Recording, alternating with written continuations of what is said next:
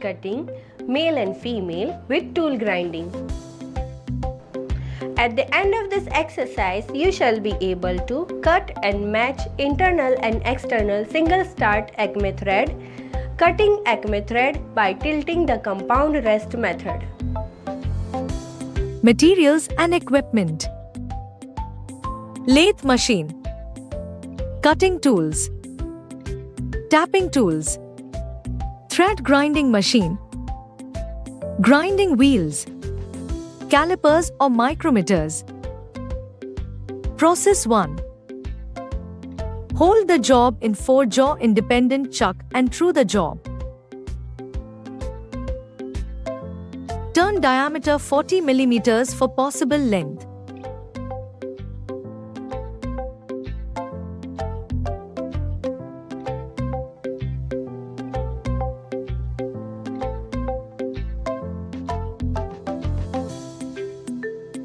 Knurl on diameter 40 mm and chamfer the edge 1:45.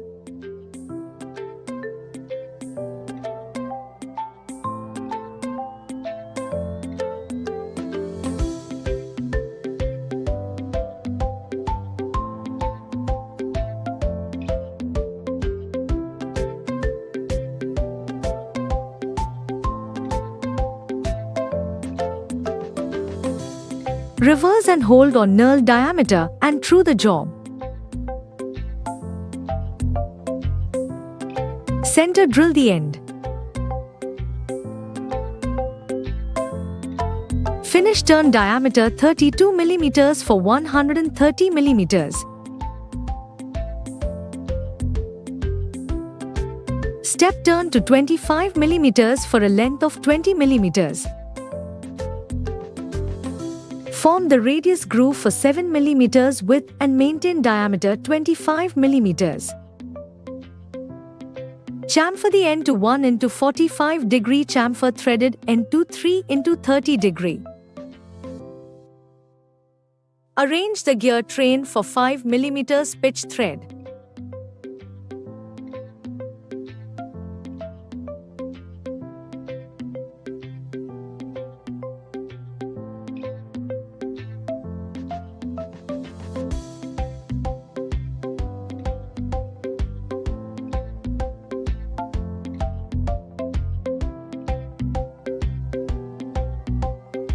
Hold the Acme thread cutting tool in the tool post to center height.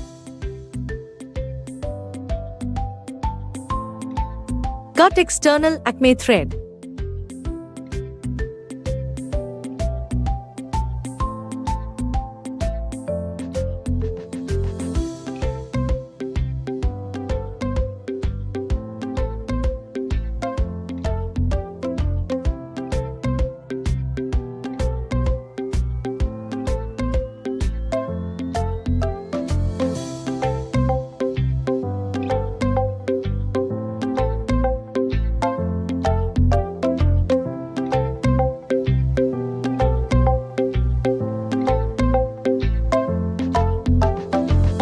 Check the thread formation. Acme thread cutting, female. Process 1. Hold the job face the ends to length, turn diameter 40 mm and chamfer the ends.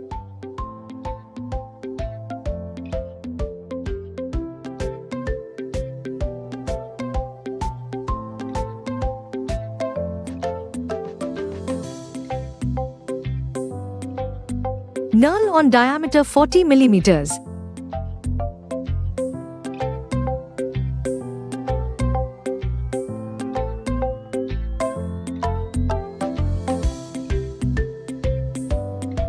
Drill and bore the hole to the core diameter of the thread by supplying coolant to the job.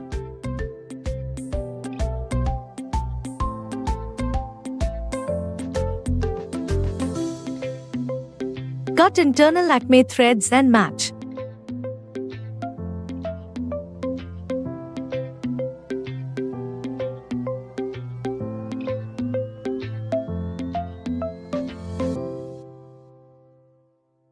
Chamfer 3:45 degree at both the ends of the nut. Hold the assembled male and female jobs between the chuck and the center. Process 2. The workpiece should be properly mounted and finish turned to the major thread diameter.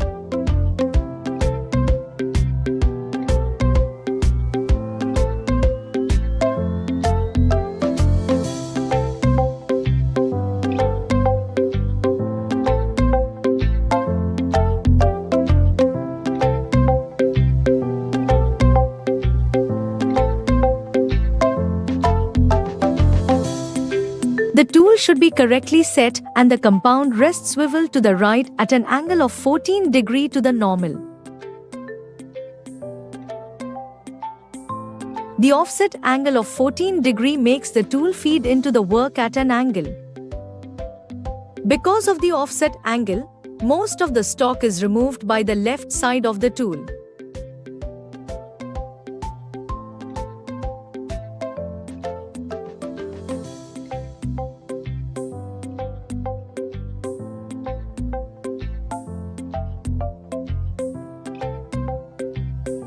The chip also curls out of the way to the left. The right side of the threading tool shaves the newly cut threads smoothly.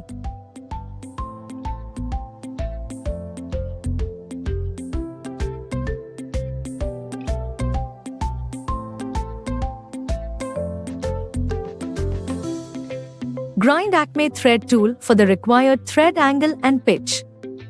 29 degree, 4 mm pitch.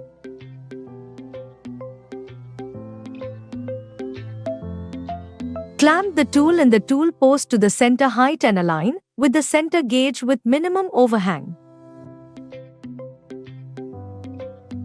Ensure that the tool is set to the center height.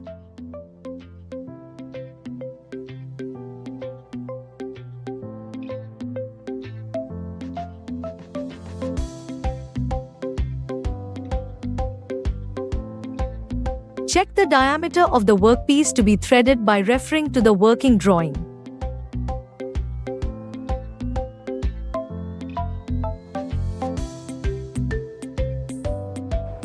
In this video, we learn about how to cut and match internal and external single start Acme thread and how to cut Acme thread by tilting the compound rest method. I hope you have understood all the concepts and exercises. In our next video, we will bring you another wonderful concept. Till then, take care.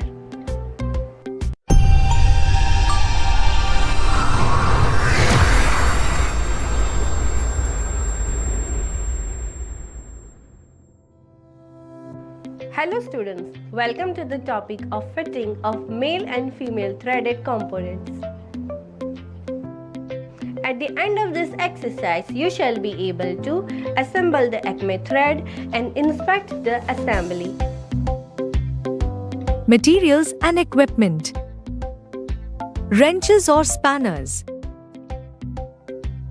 Threaded fasteners.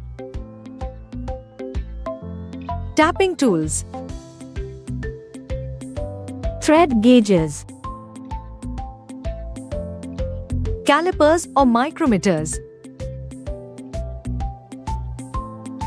Process. Clean the external and internal Acme threaded job.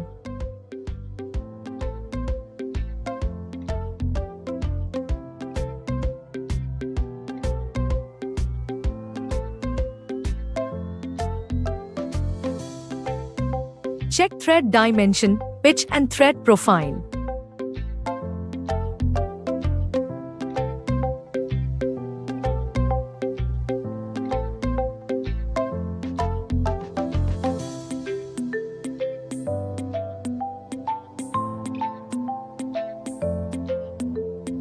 Hold the the male job in vertical position using bench vise and packing piece.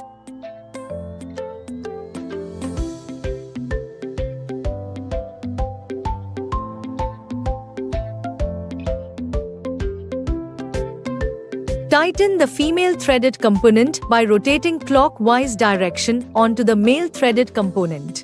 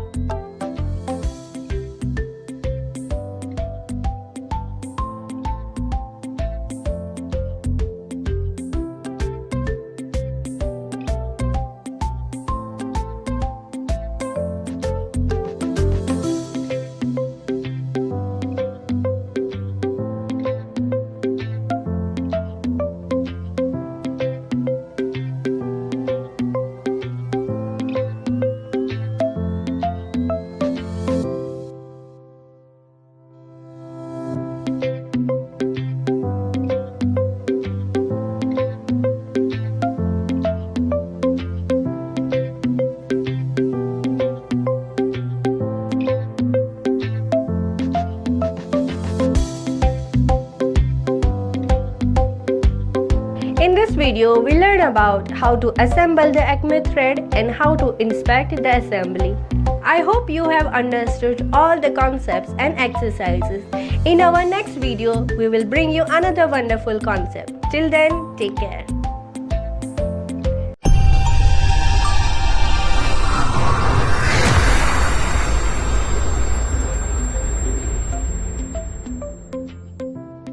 Hello students, welcome to the topic of cut Acme thread over 25 mm diameter rod and within length of 100 mm.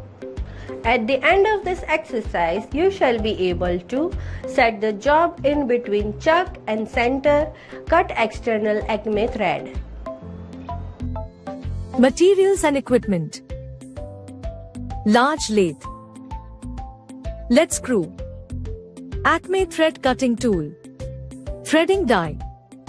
Calipers or micrometers. Process. Hold the job in 4-jaw independent chuck and true.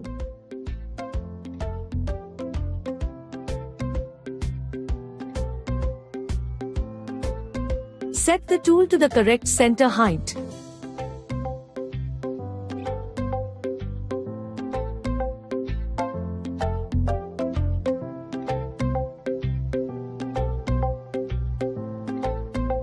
Face one end of the job.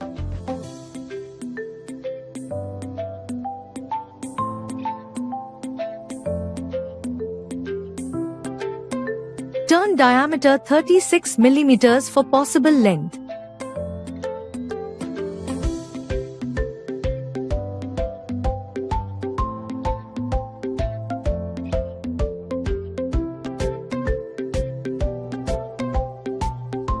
Chamfer the end to by 45 degrees.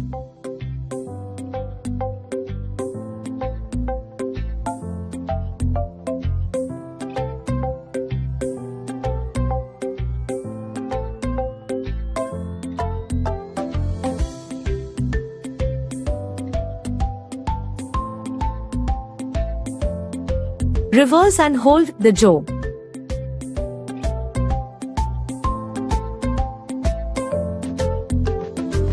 Finish to a total length of 160 mm.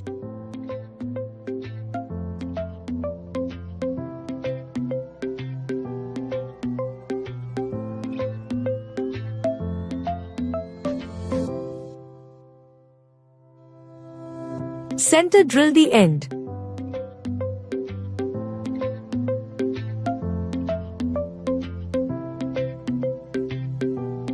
Hold the job between the chuck and the center.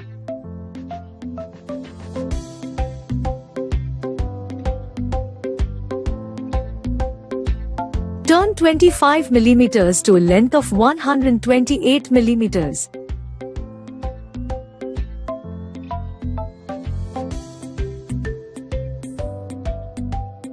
Turn step diameter 20 mm to a length of 20 mm.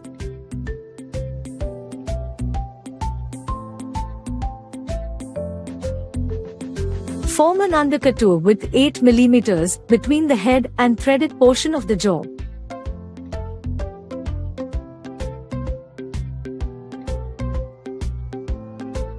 Chamfer 2 by 45 degrees and 3 by 45 degrees.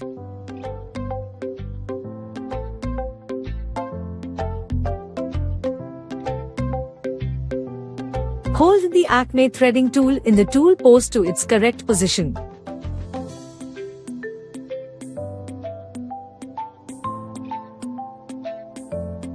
Cut external Acme thread. Check the thread formation.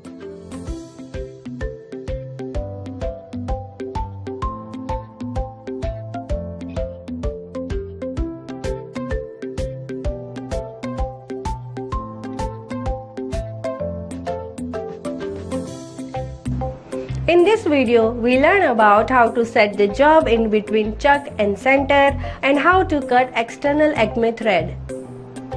I hope you have understood all the concepts and exercises. In our next video, we will bring you another wonderful concept. Till then, take care.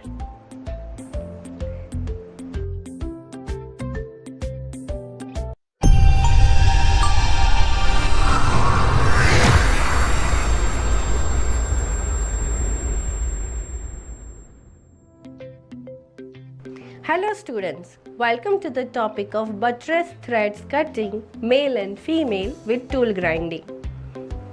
At the end of this exercise, you shall be able to set buttress threading tool, cut external and internal buttress threads, fitting male and female threading parts. Materials and equipment. Lathe machine. Thread cutting tools or tapping tools. Tapping tools.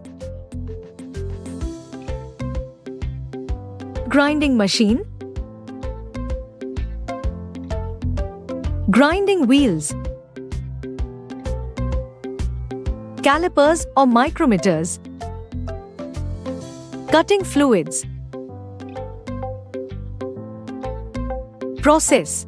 Task 1. Making buttress male component. Hold and through the job in a 4-jaw chuck.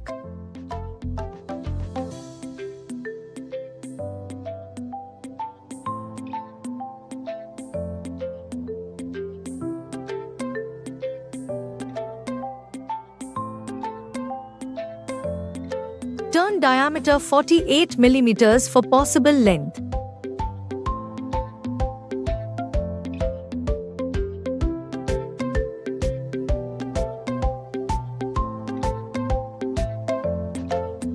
Again turn diameter 40 mm up to a length of 95 mm from front end of the job.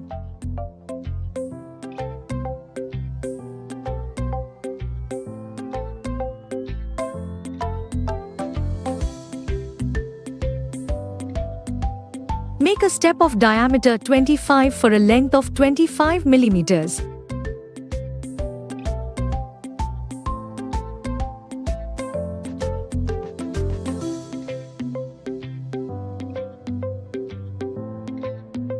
By using parting tool, make the diameter 34 mm, multiply by 5 mm step.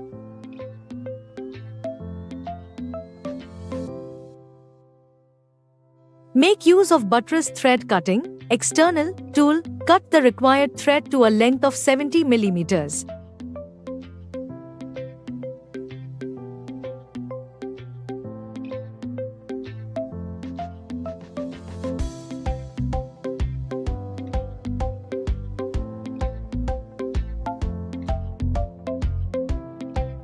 Check the thread for its measurement and accuracy.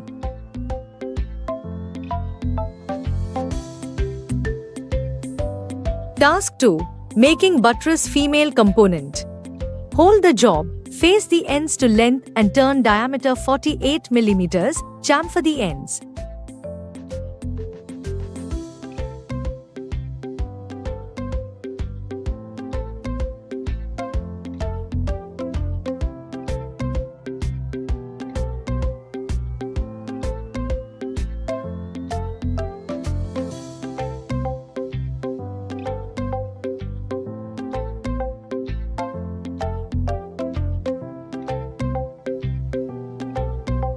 Drill 14 mm diameter and bore it up to 32.3 mm to a length of 65 mm or more.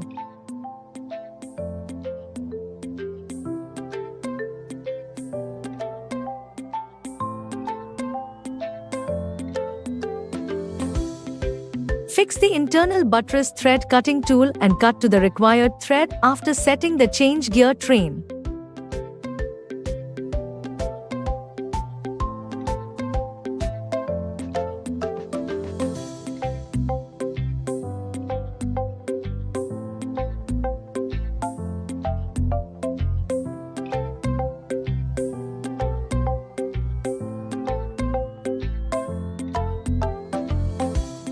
Check the accuracy of the thread.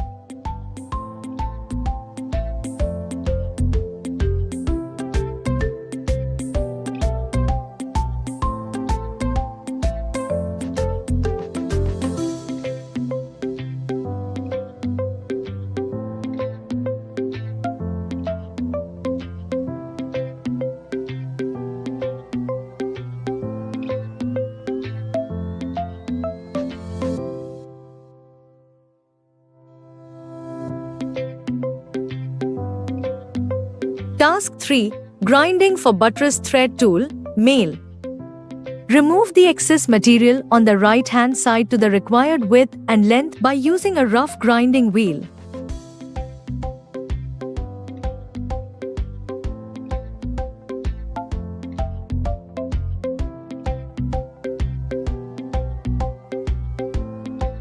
Grind a front clearance angle of 6 degrees and end cutting edge angle of 6 degrees. Check with a protractor and maintain an accuracy of ±10 _. Grind RH side relief angle of 1 degree and a side clearance angle of 2 degrees. Grind LH side relief angle of 1 degree and a side clearance angle of 2 degrees.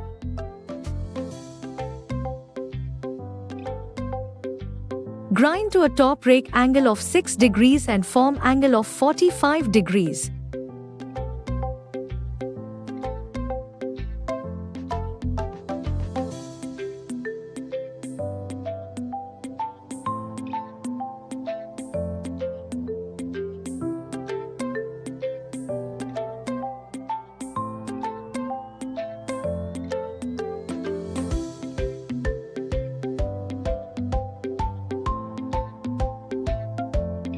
Task 4. Grinding for buttress thread, female. Prepare the pedestal grinder for grinding our internal buttress threading tool.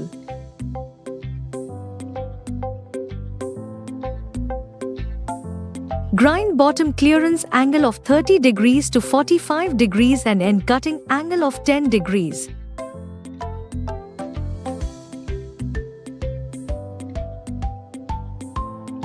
Grind a side clearance angle of 8 degrees and a side cutting edge angle of 20 degrees.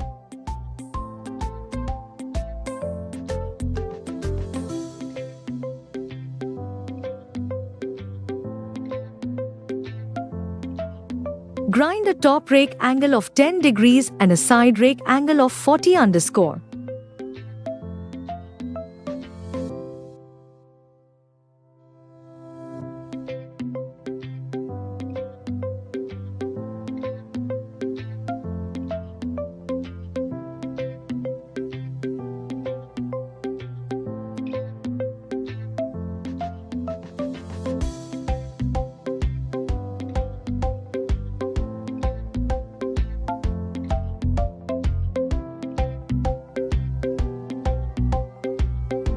Maintain a nose radius of 0.3 to 0.5 millimeters.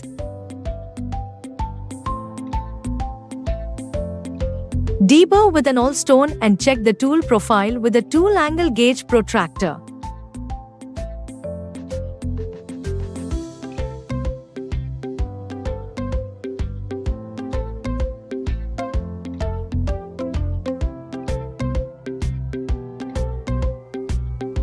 Points to remember.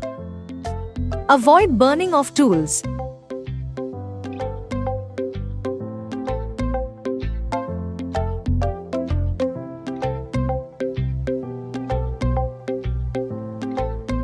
Make sure the cutting edge is visible always.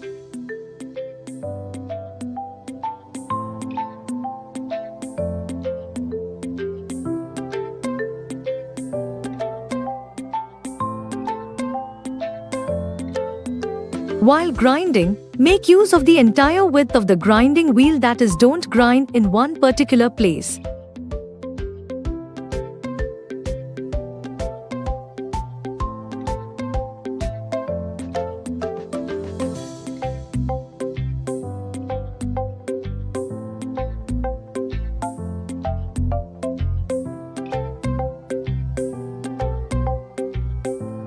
In this video, we learn about how to set buttress threading tool, how to cut external and internal buttress threads, and about fitting of male and female threading parts. I hope you have understood all the concepts and exercises.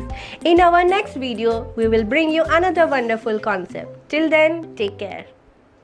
Hello everyone and welcome to this module on the plumbing trade. In today's video, we are going to identify the tools and equipment used in masonry work. By the end of this lesson, you will be able to identify and understand the hand tools that are used in masonry. Identifying tools used in masonry and understanding their uses. The straight edge. The straight edge, though seemingly simple, is a multifunctional tool in a mason's toolkit.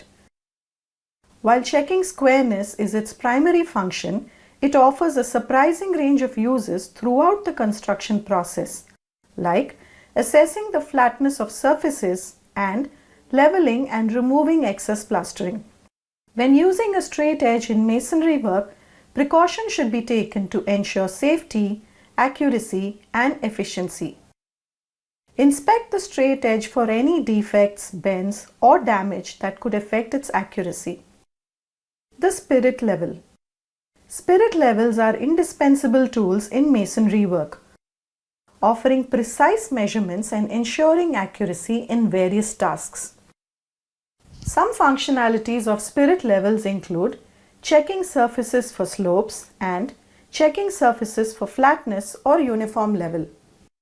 When using a spirit level in masonry work, precaution should be taken to ensure safety, accuracy, and efficiency. Avoid dropping or mishandling the level, especially if it is made of fragile materials such as glass. The boat level.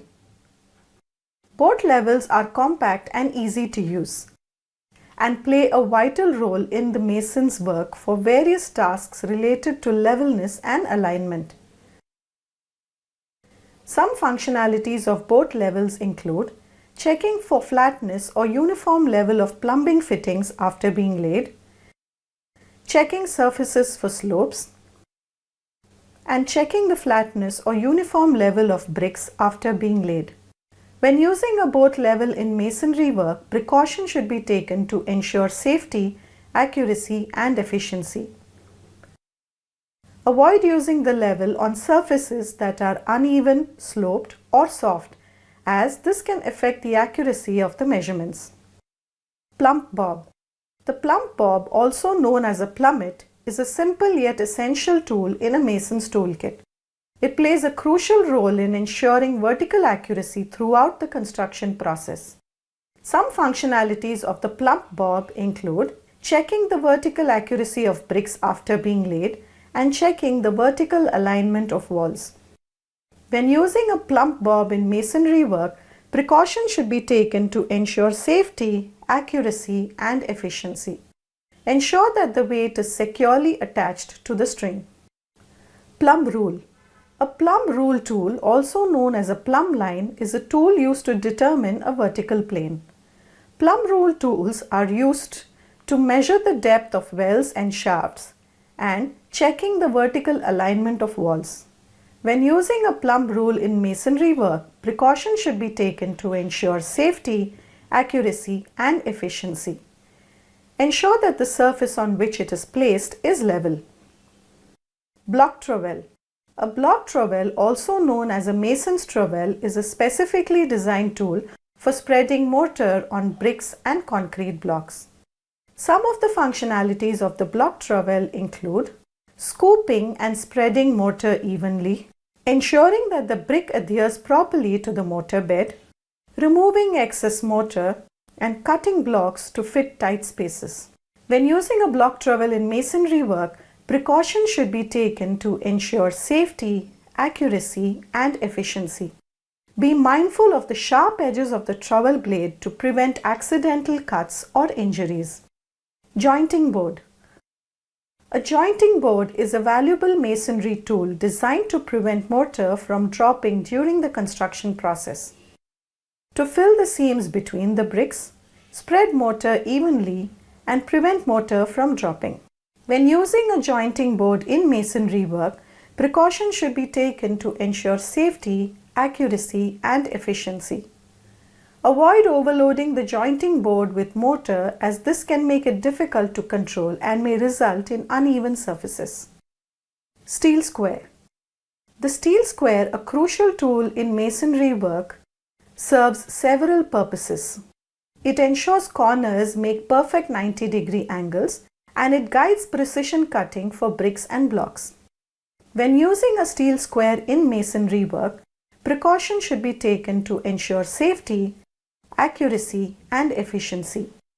Inspect the steel square for any defects, bends, or damage that could affect its accuracy. Gauge rod or rule. The gauge rule is a fundamental tool in masonry work, offering versatility and precision in various tasks. It is often used to check the thickness of walls and to check the sill level and spring level. When using a gauge rule in masonry work, precautions should be taken to ensure safety, accuracy, and efficiency. Avoid dropping or mishandling the rule to prevent damage to the edges or markings. Lines and pins. In masonry work, lines and pins are essential tools for achieving accuracy, alignment, and proper layout. It is often used as a visual guide to align bricks or blocks and used as a guide to construct well-aligned walls. When using a line and pin in masonry work, precautions should be taken to ensure safety, accuracy, and efficiency. Ensure that the line is strong and durable and that the pins are straight and free from bends or breaks.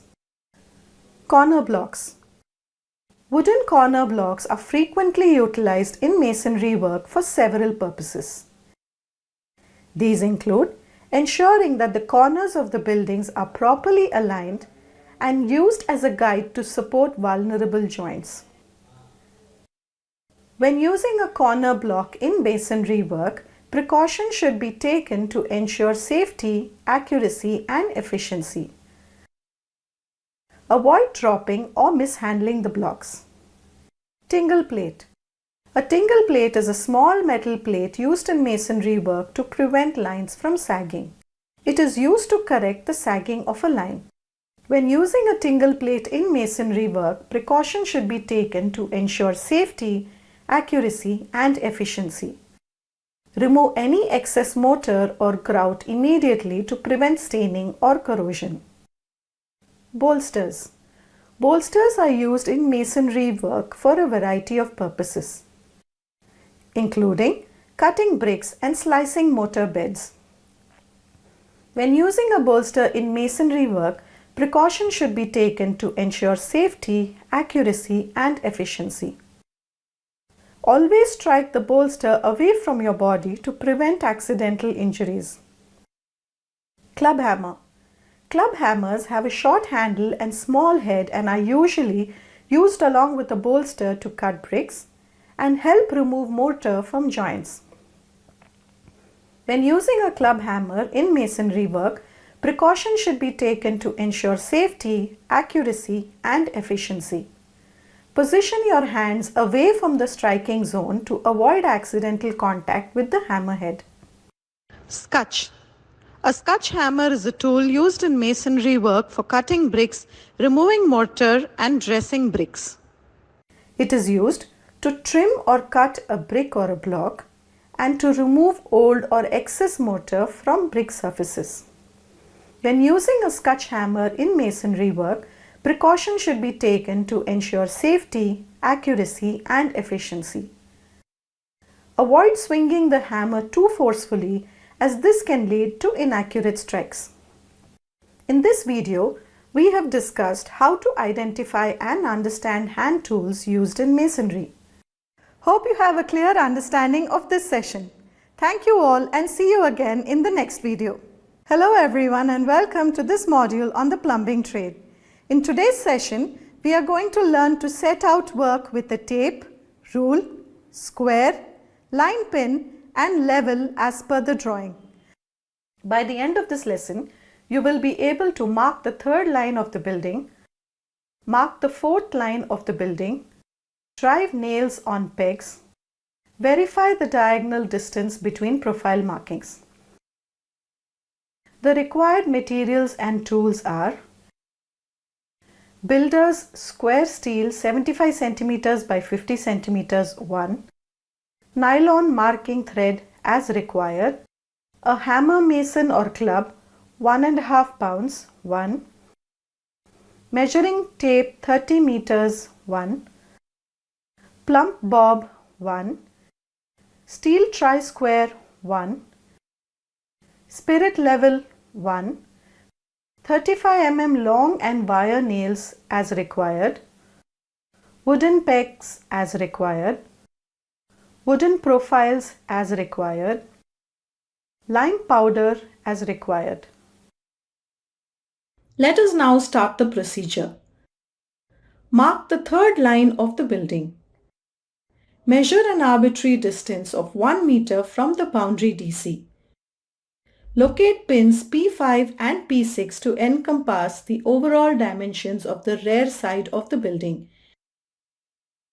including the foundation excavation width and a safe distance. While measuring, stretch and hold the steel tape without a sag and as low as possible, clearly above the ground and truly horizontal to the ground. Drive pegs at points P5 and P6. Drive the nail on the center of the peg P5 and tie a line thread. Stretch the line thread at right angles using the builder's square to line P3, P4 and to appear on the peg at P6. Locate the nail point on peg P6 and drive a nail so as to be at the center of the line thread. Tie the line thread on the nail in peg P6 and obtain the third line P5, P6 at right angles to line P3, P4 and parallel to the lines P1, P2. The next task is to mark the fourth line of the building. Measure an arbitrary distance of 1 meter from the boundary CB. Locate points P7 and P8 to encompass the overall dimensions of the right side of the building, including the foundation excavation width and a safe distance. Drive pegs at points P7 and P8. Drive a nail on the center of peg P7 and tie a line thread. Stretch the line thread at right angles using the builder's square to line P5, P8 and to appear on the peg at P8. Locate the nail point on peg P8 and drive a nail so as to be at the center of the line thread.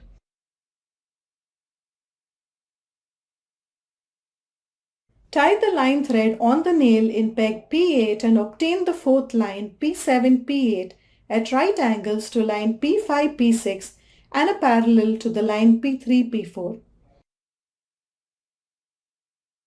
Measure the diagonal distance between intersection points E and H. Measure the diagonal distance between intersection points G and F. All the line threads must travel at the same level and separated only by thickness of the threads. Use builder's square to turn and check the back right angle of the thread line. Let us now learn in detail how to drive nails into pegs. Mark with a pencil the approximate center point of the flat surface of the driven peg. Hold the nail vertical with the sharp point on the center mark. Strike the nail head gently with the claw hammer. Let us now learn to verify the diagonal distance between profile markings. Tie thread lines between profiles to run on the center line mark.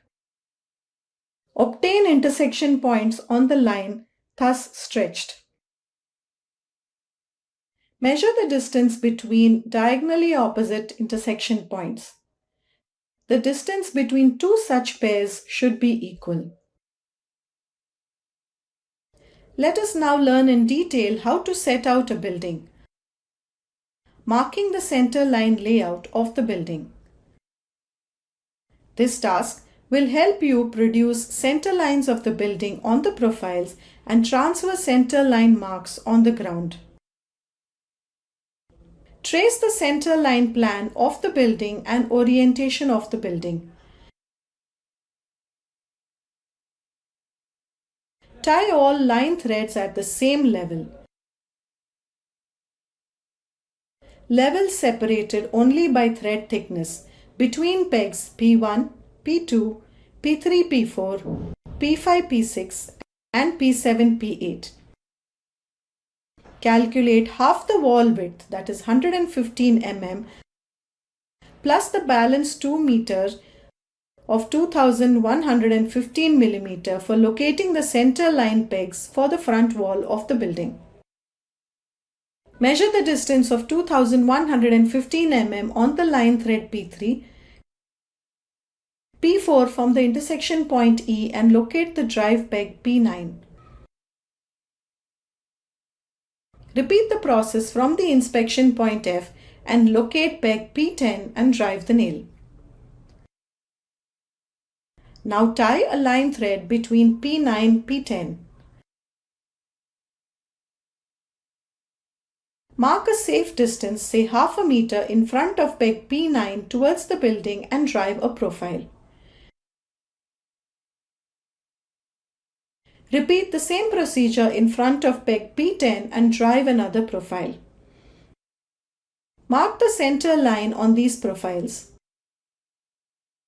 Remove line thread P9, P10 and tie between these two profiles and obtain the center line of the building front wall. Repeat this process to obtain all other center lines as per the center line drawing.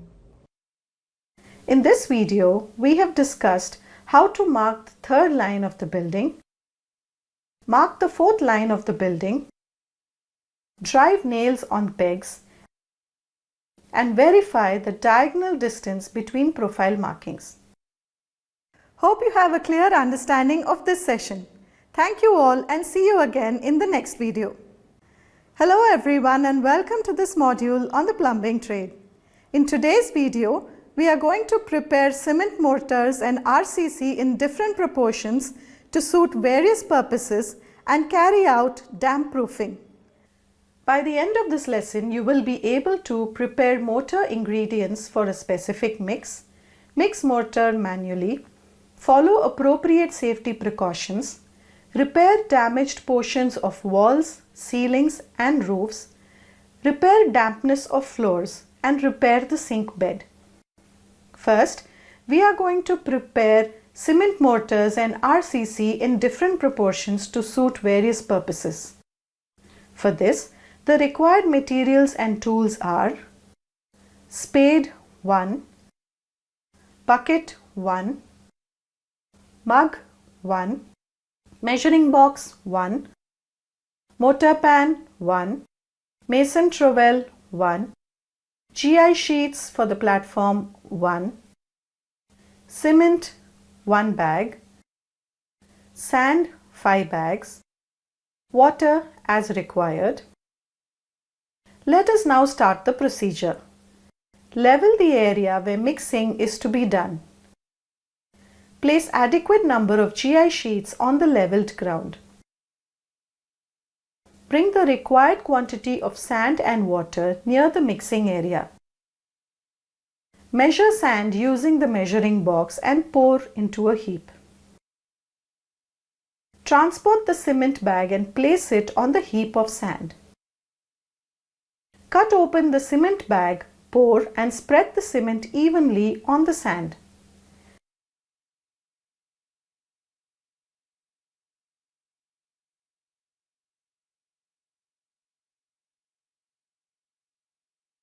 Important precautions to be taken during this process.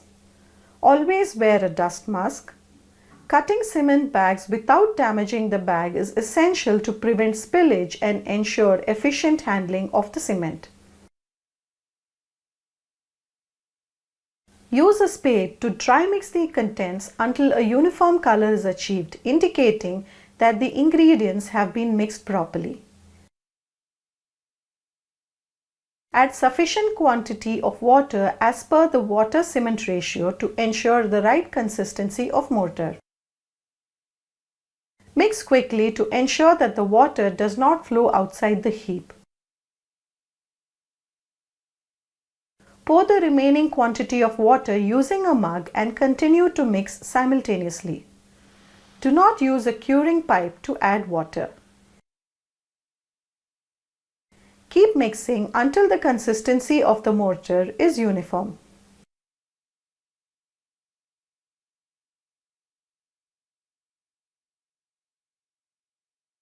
Pouring extra water will dilute the mix.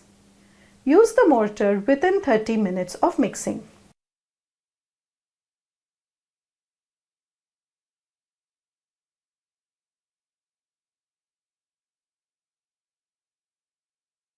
Let us now use a measuring box to measure ingredients. Bring the measuring box closer to the work area. Fill the measuring box using a mortar pan. Once the box is filled, use a trowel to remove any excess sand. Let us now learn to mix the cement mortar. Mix the mortar using the watertight platform. Use an MS tray for smaller quantities and a GI sheet for larger quantities. Mix the required quantity of sand and cement by turning them over from one end to another end and cutting with a shovel until the mix appears uniform in color.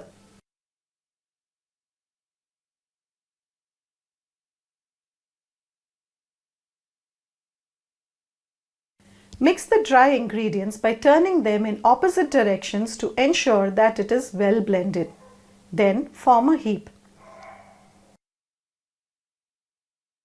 Create a gap in the middle of the heap. Add the required quantity of water using a mug while continuing to mix.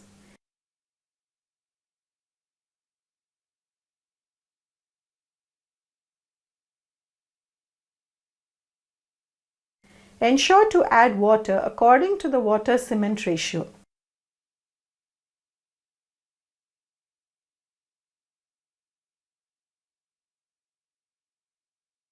The same procedure should be followed to prepare plain concrete and RCC. Coarse aggregates should be added during the preparation of concrete.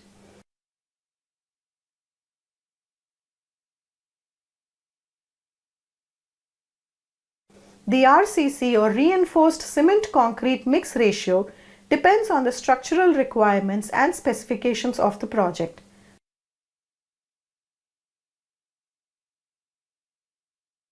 However, a common mix ratio for RCC is 1:2:4, which means 1 part cement, 2 parts fine aggregates such as sand and 4 parts coarse aggregates like gravel or crushed stone. Let us now learn about damp proofing. By the end of this task, you will be able to repair damaged portions of walls, ceilings and roofs, repair dampness of floors and repair the sink bed. For this, the required tools and materials are jointers 1, hammer ball peen 1, wooden float 1, mortar pan 1, mason trowel 1, cold chisel flat 1, straight edge 1, spirit level 1, chipping hammer 1, cement as required, sand as required, aggregate as required, asphalt as required, aluminium sheet as required, copper sheet as required, lead sheet as required, bituminous felts as required, and MS rod as required. Let us now look at damp proofing. Select proper hand tools and materials required for this work. Inspect door frames, windows, sanitary joints, and the rainwater outlet. Wall cracks should be properly plastered using rich cement mortar. Damaged portions of bathroom pipe joints should be identified. Damaged pipes should be repaired by fixing the leaks and repacking them using appropriate materials. To prevent water seepage on the terrace, the damp portions should be clipped. After applying dry rich mortar, the waterproofing compound should be used to plaster the area and the level should be checked. Rusted or damaged pipes or joints should be removed and replaced with new pipes or joints. Leakages in the kitchen sink, wash basin, washing machine, bathtub and outlet drains should be identified. These leakages should be fixed by replacing the equipment or by using white cement. Cracks in overhead RCC water tanks should be inspected and a small piece of iron rod should be placed in these cracks. Rich cement mortar and waterproofing compound should be used for plastering these cracked portions. Remove old white cement from the joints in the sanitary fittings. New white cement should be applied to the joints in sanitary fittings. Concealed water pipeline leakages should be identified.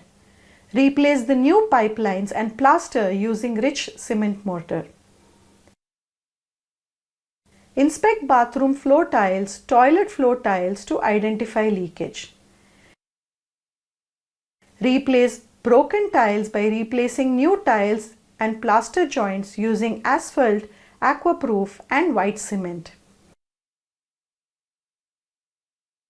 In this video, we have discussed how to prepare mortar ingredients for a specific mix, mix mortar manually, follow appropriate safety precautions, repair damaged portions of walls, ceilings and roofs, repair dampness of floors and repair the sink bed. Hope you have a clear understanding of this session. Thank you all and see you again in the next video. अरे गीता, तुम मेरे घर आई ये तो बहुत अच्छी बात है। वास्तव में मुझे इंटरनेट के बारे में कई महत्वपूर्ण बातों को समझने में तुम्हारी मदद की जरूरत है। जरूर चाचा, मैं यहाँ आपकी मदद और मार्गदर्शन के लिए